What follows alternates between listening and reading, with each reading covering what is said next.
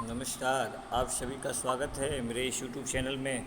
मैं Chandrashekhar Rai, assistant professor Kashi Sahu college Seraikela, department of history, Kolhan university. प्यारे students, आज हम लोग कुछ करंट अफेयर्स का चर्चा करेंगे जो बहुत इम्पोर्टेंट कोई भी कंपटीशन के लिए है। चलिए हम लोग स्टार्ट करते हैं। देखिए, भारत के यूपीआई मंच को लागू करने वाला पहला देश बना नेपाल। बहुत इम्पोर्टेंट है बीपीएससी के दृष्टिकोण से। भारत के यूपीआई, ठीक है, यानी भारतीय राष्ट्रीय भुगतान निगम ने गुरुवार को कहा कि नेपाल भारत की यूपीआई प्रणाली को अपनाने वाला पहला देश बन गया है। प्यारे स्टूडेंट्स, तो बहुत इम्पोर्टेंट है, भारत के यूपीआई मंच को लागू करने वाला पहला देश बन गया नेपाल। नेक्स्ट है, इस समय से आगे की रचना से कृष्णा सोबती ने खींची बड़ी लकीर। हिंदी साहित्य की महान साहित्यकार कृष्णा सोबती का जन्म 1925 में आज ही गुजरात के जलालपुर में पाकिस्तान में हुआ था। इन्हें स्त्री विमर्श की नई ऊंचाई पर ले जाने के लिए जाना जाता है। महिला की शारीरिक इच्छाओं पर केंद्रित मित्रों मरजानी को आज भी समय से आगे की रचना माना जाता है। उनकी प्रमुख कृतियों में डार से बिछड़ी, आरों के आर, तीन पहाड़, सूरजमुखी।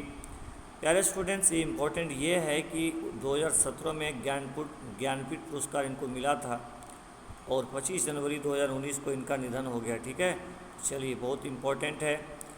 पहले दौर पर पाक पहुँचे बिल गेट्स को मिला हिलाल ये पाकिस्तान सम्मान। ठीक है, कौन सा सम्मान मिला बिल गेट्स को? यानी हिलाल ए पाकिस्तान सम्मान। ठीक है, चलिए, बहुत बढ़िया।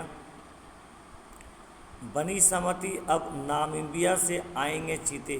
ठीक है, ये बहुत इम्पोर्टेंट है। नेक्स्ट इम्पोर्टेंट हम लोग देखते हैं जो परीक्षा के दृष्टिकोण से काफ़ी महत्वपूर्ण है, उसको हम लोग देखेंगे। स्मार्ट कार्ड सशस्त्र लाइसेंस पेश करने वाली देश की पहली पुलिस बनी दिल्ली पुलिस। बहुत इम्पोर्टेंट है। भारत ने नियुक्त किया पहला राष्ट्रीय समुद्री सुरक्षा समन्वयक। सरकार ने देश की समुद्री सुरक्षा को मजबूत करने के लिए वाइस एडमिरल सेवानिवृत्त जी अशोक कुमार को भारत का पहला राष्ट्रीय समुद्री सुरक्षा समन्वयक नियुक्त किया। वह नौसेना के पूर्व उप प्रमुख हैं। एनएमएससी एनएसए अजीत डोभाल की अध्यक्षता में राष्ट्रीय सुरक्षा परिषद सचिवालय के साथ समन्वय में जो है सो काम करेगा। नेक्स्ट है, इंदौर में बनेगा दक्षिण एशिया का सबसे बड़ा बायो सीएनजी संयंत्र। बहुत इम्पॉर्टेंट करंट अफेयर्स है। इंदौर में जल्द ही लगभग 400 बरसे कचरे से उत्पन्न होने वाली बायो सीएनजी पर चलेगी और बायो सीएनजी एक संयंत्र में बनेगी जिसका उद्घाटन प्रधानमंत्री नरेंद्र मोदी 19 फरवरी 2022 को कर दिए हैं। ठीक है, चलिए। सरकार ने नव भारत साक्षरता कार्यक्रम को दी मंजूरी। सरकार ने 2022 से लेकर 27 की अवधि के लिए एक नई योजना नव भारत साक्षरता कार्यक्रम को मंजूरी दी। राष्ट्रीय शिक्षा नीति 2020 और बजट घोषणा 2021-22 के अनुरूप वैक्स शिक्षा के सभी पहलुओं को कवर करेगी। यह योजना देश के सभी राज्यों, केंद्र शासित प्रदेशों में 15 वर्ष या उससे अधिक आयु के गैर साक्षर लोगों को कवर करेगा। आगे बात करते हैं। रतन टाटा को मिला असम का सर्वोच्च नागरिक सम्मान। बहुत इम्पॉर्टेंट है प्यारे स्टूडेंट्स, इसको आप सभी नोट कर लीजिएगा। असम के मुख्यमंत्री हिम्मत बिस्वा शर्मा ने 16 फरवरी 2022 को मुंबई में टाटा ट्रस्ट के अध्यक्ष रतन टाटा को राज्य के सर्वोच्च नागरिक पुरस्कार असम वैभव से सम्मानित किया। उन्हें असम में कैंसर देखभाल को आगे बढ़ाने में उनके असाधारण योगदान के लिए सम्मानित किया गया है। चलिए आगे बात करते हैं। नौसेना ने ब्रह्मोस सुपरसोनिक क्रूज मिसाइल का परीक्षण किया। नौसेना के युद्धपोत आईएनएस विशाखापत्तनम ने पश्चिमी समुद्र तट पर शुक्रवार को ब्रह्मोस सुपरसोनिक क्रूज मिसाइल का परीक्षण किया। परीक्षण के बाद यह युद्धपोत 21 फरवरी को राष्ट्रपति व्लादिमीर पुतिन में भाग लेने के विशाखापत्तनम पहुंच गया है। ठीक है, यानी ये बहुत इम्पोर्टेंट है। नौसेना ने ब्रह्मोस सुपरसोनिक क्रूज मिसाइल का जो है सो परीक्षण किया। नेक्स्ट है, देखिए, छात्रों के कौशल को प्रखर करने के लिए असम सरकार शुरू करेगी प्रोजेक्ट आरोहण। असम सरकार छात्रों के मार्गदर्शन प्रदान करने और उनके कौशल को प्रखर करने के लिए प्रोजेक्ट आरोहण नाम का एक 4 वर्षीय परामर्श कार्यक्रम शुरू करेगी। इसके लिए असम के मुख्यमंत्री हिमंत बिस्वा शर्मा ने फरवरी 2022 में टाटा ट्रस्ट की कौशल विकास पहल टाटा स्ट्राइव की सीईओ अनीता राजन से मुलाकात की और परियोजना के लिए उन्हें सहयोग मांगा। नेक्स्ट है Vikram Sarabhai children innovation centre का शुभारंभ। Gujarat university startup and entrepreneurship council ने 17 फरवरी 2022 को Vikram Sarabhai children innovation centre का शुभारंभ किया। इसे यूनिसेफ युवा के सहयोग से लॉन्च किया गया। केंद्र गुजरात के बच्चों द्वारा नवाचारों की पहचान, पोषण और समर्थन करेगा। नेक्स्ट है, बहुत इम्पोर्टेंट है, तो परीक्षा के दृष्टिकोण से बहुत इम्पोर्टेंट है। आत्मनिर्भर कृषि, प्रधानमंत्री मोदी ने 100 किसान ड्रोन को दिखाई हरी झंडी। आधुनिक खेती के एक नया अध्याय, नई तकनीक कृषि को अधिक लाभदायक बनाएगी। सरकार ड्रोन उद्यमियों को प्रोत्साहित करेगी। ड्रोन बाजार रोजगार के नए अवसर को सृजन करेगा। नेक्स्ट है, भारत T20 रैंकिंग में शीर्ष स्थान पर पहुंचा। वेस्टइंडीज़ पर एक श्रृंखला जीत ने भारत को MRF ट्रायर्स ICC पुरुष T20 रैंकिंग में शीर्ष पर इंग्लैंड से आगे निकालने में मदद की है। भारत ने T20 रैंकिंग में इंग्लैंड को पछाड़ दिया है। रोहित शर्मा की टीम की अब जो है शीर्ष रेटिंग 269 है। Dada Saheb Phalke international film festival award best director का अवार्ड केन घोष ने जीता। आशा फारे को फिल्म उद्योग में उत्कृष्ट योगदान के लिए सम्मानित किया गया। क्रिटिक्स बेस्ट एक्टर का अवार्ड सिद्धार्थ मल्होत्रा ने जीता। पीपुल्स चॉइस बेस्ट एक्टर का अवार्ड अभिमन्यु दासरी ने जीता, जबकि पीपल्स चॉइस बेस्ट एक्ट्रेस का अवार्ड राधिका मदान ने जीता। टेलीविजन सीरीज में बेस्ट एक्टर का अवार्ड शहीद शेख ने जीता। Best international feature film award अनंतर राउंड ने जीता। नेक्स्ट है, प्रधानमंत्री फसल बीमा योजना करेगी घर घर वितरण अभियान की शुरुआत। प्रधानमंत्री फसल बीमा योजना के लिए घर घर वितरण अभियान शुरू करने के लिए तैयार है। यह सभी 51 राज्यों में मेरी पॉलिसी मेरे हाथ के तहत किसानों को फसल बीमा पॉलिसी वितरित करेगा। IIT रुड़की ने लॉन्च किया किसान मोबाइल ऐप। IIT रुड़की ने एग्रोमेट एडवाइजरी सर्विसेज के प्रसार के लिए किसान मोबाइल ऐप लॉन्च किया है। 19 फरवरी 2022 को ग्रामीण कृषि मौसम सेवा परियोजना के तहत जल संसाधन विकास एवं प्रबंधन विभाग IIT रुड़की में एक क्षेत्रीय किसान जागरूकता कार्यक्रम आयोजित किया गया था। क्षेत्रीय रिमोट सेंसिंग सेंटर की वरिष्ठ वैज्ञानिक डॉक्टर खुशबू मिर्जा ने किसान ऐप विकसित किया। गुजरात टाइटंस ने बनाया मेटावर्स में virtual space. Franchise cricket team Gujarat Titans ने मेटावर्स द टाइटंस डगआउट में वर्चुअल स्पेस बनाया है। इंडियन प्रीमियर लीग के आगामी सीजन के दौरान प्रशंसक समुदाय के साथ जुड़ाव के लिए स्पेस होगा।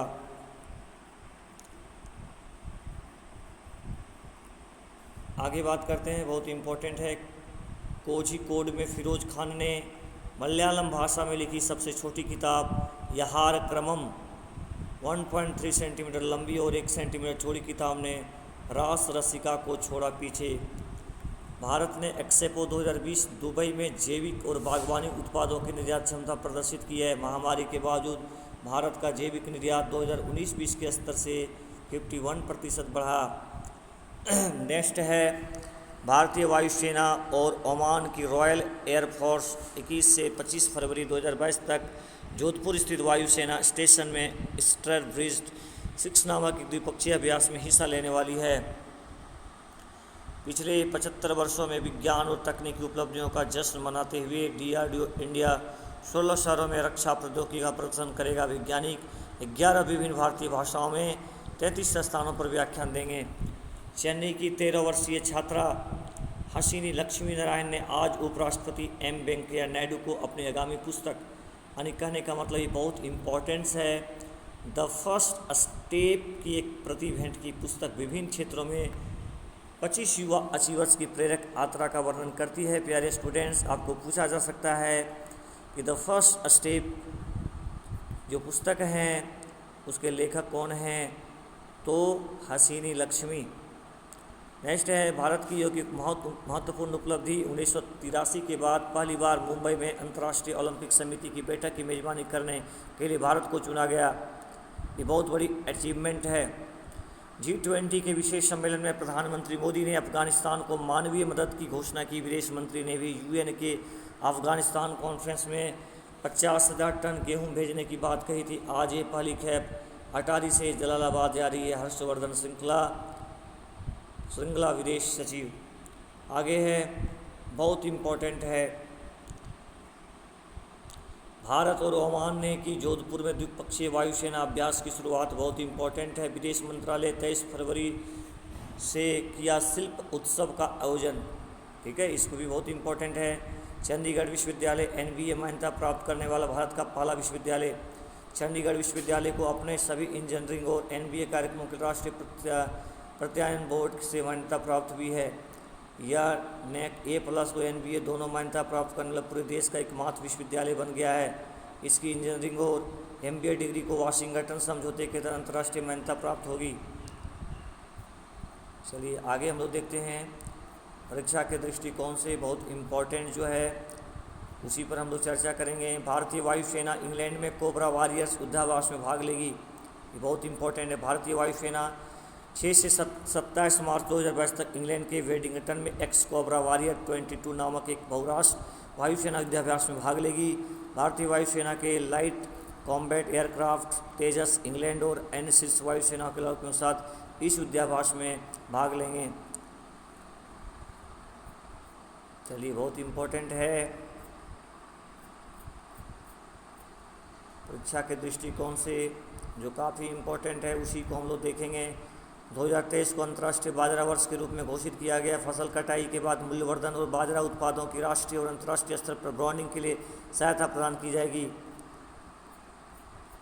नेक्स्ट इम्पोर्टेंट प्यारे स्टूडेंट्स, LIC में 20% विदेशी निवेश मंजूर। बहुत इम्पोर्टेंट है। संयुक्त राष्ट्र में रूस के खिलाफ मतदान से अलग रहा भारत।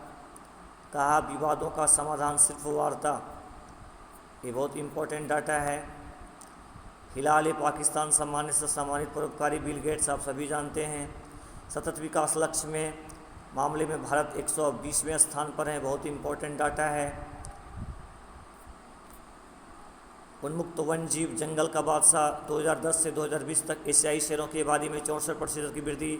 एशियाई शेरों की आबादी में लगातार 28.87 की वृद्धि। शेरों का आवास क्षेत्र 2015 से 2 में 22,000 वर्ग किलोमीटर से बढ़कर 2020 में 30,000 वर्ग किलोमीटर हो गया। देश में बाघों की संख्या में लगातार वृद्धि। 2014 से 2018 तक बाघों की संख्या में 33% की वृद्धि। 2018 में वैश्विक बाघों की आबादी का 75% भारत में। 2014 से 2022 तक बाघों की संरक्षण बजट में 62% की वृद्धि। वन क्षेत्र का विस्तार, संरक्षित क्षेत्रों की संख्या में 32% की वृद्धि। जिम कॉर्बेट नेशनल पार्क के मुख्य क्षेत्र का 38 गुना के बराबर वन क्षेत्र का विस्तार। वन जीवों में दबदबा कायम। 2014 से 2018 तक तेंदुओं की आबादी में 62% की वृद्धि। भारत का वन क्षेत्र, भारत दुनिया के 17 विशाल जैव विविधता वाले देशों में से एक है। विश्व के केवल 2.4% भूमि क्षेत्र वाले इस देश का वैश्विक जैव विविधता में लगभग 8% का योगदान है। उन्मुक्त वन्यजीव में देखिए, भारत के यूनिकॉर्न दुर्लभ वन्यजीव 2014 से 2019 तक के एक सींग वाले गैंडों की जनसंख्या में 15% की वृद्धि। असम में गैंडों की अवैध शिकार 2014 में 32 से घटकर 2011 में 1 हो गया। तो ये बहुत ही इंपॉर्टेंट डाटा था प्यारे स्टूडेंट्स। आप अभी तक मेरे चैनल को सब्सक्राइब नहीं किए हैं, सब्सक्राइब किए, लाइक किए, शेयर कीजिए और एक बार निश्चित रूप से इस वीडियो को देखने का प्रयास कीजिएगा। थैंक यू वेरी मच सभी को।